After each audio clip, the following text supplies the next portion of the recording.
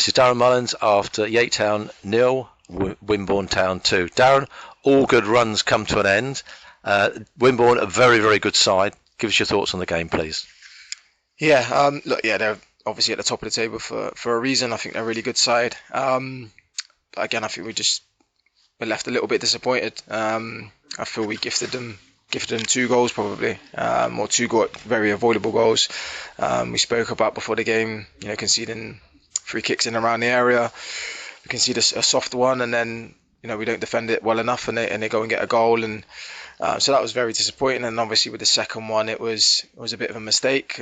We should come through and clear the ball. It's from one of their goal kicks, and then they end up going and finishing and makes it 2-0. And then I think the game completely changes. Then I actually thought we started okay in the game without creating too much, a couple of half chances, but after that, look, they sat in, and I think they managed the game pretty well, to be honest.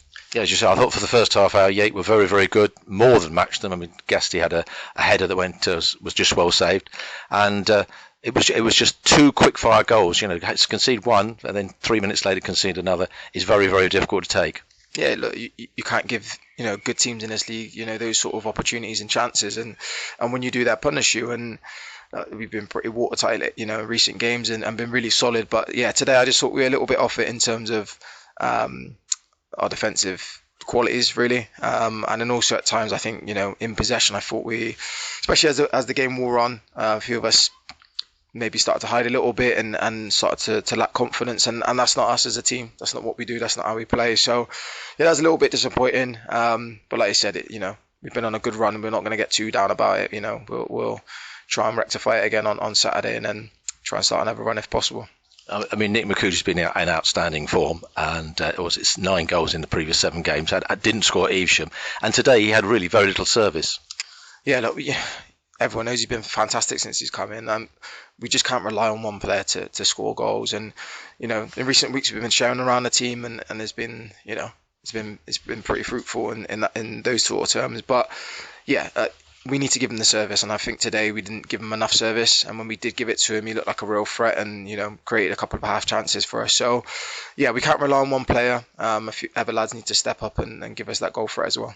And you got a small squad, and not having Callum English-Brown again was a bit of another blow. And with a small squad and a few knocks as well, you haven't got much choice on the bench really. No, we haven't. Look, we've been very lucky. I think in the last 10 games since Christmas, we've not picked up too many injuries and been able to run sort of the same squad the whole way through. So we know that's going to happen.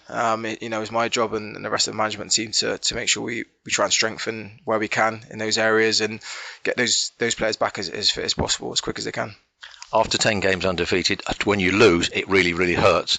But there's been so much progress. Have to look at some of the positives. There's been so much progress over the last few months.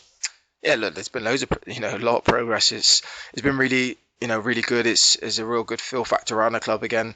And we can't let just one result, dampen that. I think everyone knows it was going to be a tough game. The top of the league for a reason, like I said earlier. And look, we can be disappointed, but that's fine. There's plenty of positives. There's plenty of progress on and off the pitch. And we'll continue to do that. We've got, I think, 9 games left now. We'll try and end the season on a positive and see where it takes us. I know there's a lot of talk about trying to push into playoffs and stuff like that, and we've said all along we're taking it one game at a time. We know, there's still a lot to build. We still need to build our squad. So look, if we get there and we win enough games, fantastic. But we just need to make sure we finish the season, positively. And next week is Bideford at home. It's another home game. There's 9 games to go, a quarter of the season, 5 at home, 4 away. So that's another challenging game against a team in a playoff position. Yeah, they come thick and fast. I think. You earmark certain games to be challenging, but I think every team in this league poses a different threat, and Bideford are going to be no different. We need to play a lot better than we did today, and I'm sure we will. Players are in their changing room now, very disappointed and looking at themselves already as a collective and individually. So we'll work on the training ground again on Wednesday. We'll work hard. We'll do our research on Bideford, and then we'll look to get another positive result on Saturday. Well, I hope it all goes well with the preparation during the week, and all the best for next Saturday as well. Thanks, Bob. Cheers.